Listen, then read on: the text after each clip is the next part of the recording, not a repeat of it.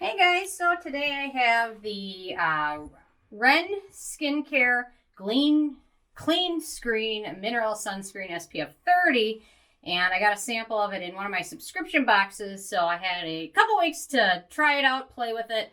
So I thought I'd let you guys know my thoughts after looking at the reviews online, and so far I think they're like 75-star reviews, so I thought I should get my word in on this just in case, hopefully to save you guys some time and money. First of all, I like the packaging. The full size is also packaged in an opaque squeeze tube, which is good because it protects the ingredients from exposure to light and air and the good beneficial ingredients. In terms of alcohol, it does contain alcohol, but it's the good fatty types of alcohol, Cetearyl alcohol, Arachidyl alcohol, and Behenyl alcohol. So those are all good fatty types of alcohol. My third criteria is fragrance, and that's where this is the biggest letdown. It contains lots of fragrance. It has fragrance in and of itself, mandarin peel oil, citronelle, geraniol, linalool, limonene, and then some citrus oils. So it does contain a fair amount of fragrance, although you don't really notice it too much in the product.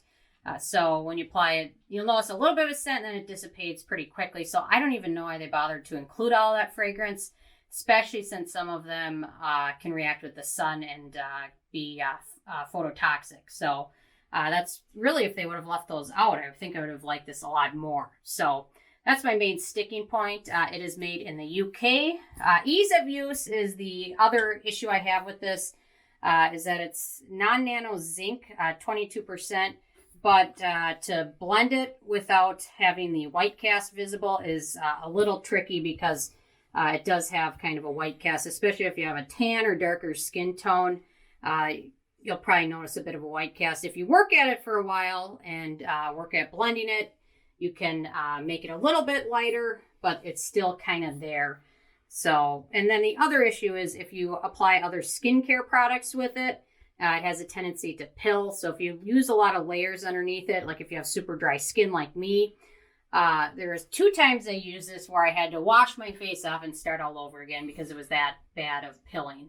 So, and that's kind of an issue with some sunscreens. It kind of dries to a tacky finish, but no matter what, that white cast is just hard to get rid of. And when I saw the 5-star reviews and they said, no white cast, no white cast. Well, if you have darker tan skin, you're probably going to have a white cast unless you use foundation over it. So, anyway, so that was kind of my issue, was the ease of use and the fragrance. In terms of antioxidants, they did include some good hydrating and beneficial ingredients in there. They've got lecithin, passion fruit, sea buckthorn oil, sunflower seed oil, and vitamin E. So they have done a good job including some good beneficial and hydrating ingredients. At the same time, it dries to a mattifying finish. So that's a good thing if you have more oily skin. This one is definitely more geared towards you, even though they did include some hydrating ingredients. It's more of a mattifying sunscreen, and especially if you have dry skin and you need to apply several layers of skincare, moisturizer, vitamin C serum underneath it, you're going to have too many layers and might have pilling. So it just depends on what foundation you use afterwards. So kind of the main issues there. REN is cruelty-free, which is a good thing. In terms of performance, it will certainly protect you from sunburn. It's an SPF 30, which is about the lowest I would recommend going on a daily use. So every day you want to apply a sunscreen of an SPF 30 or above. So at least they've done that. I would have liked to see it a little bit higher, perhaps, with the amount of zinc in it and a little bit of white cast. But you're definitely, if you're not going to use sunscreen or this, I would tell you to use this. But the fact that they've included some of those citrus oils and fragrance that can kind of react with the sun and actually cause free radical damage when they're saying they're going to prevent free radical damage. I guess it just depends on what your kind of skincare school of thought is. If you don't have sensitive skin and fragrance has never been an issue for you, then you might not mind some of that. But if you have sensitive skin, are very concerned about hyperpigmentation, things like that, I'd just recommend going to the next sunscreen that you're thinking about purchasing down the line. But overall, in terms of performance, it'll certainly help protect you from sunburn. The price, obviously, this is a sample size, which I've used almost all of it up. The full size is 1.7 ounces, and it's $36, which is a little pricey, but really for a prestige brand of skincare sunscreen, it's not ridiculous. So it's not a price to the point where you're not going to apply it thoroughly or liberally. So I didn't think it was ridiculously expensive, although it is a little bit pricey. And then in terms of the it factor, you can tell I just wasn't a huge fan of it. Lots of fragrance, you know, just the ease of use issue, a little bit of a white cast.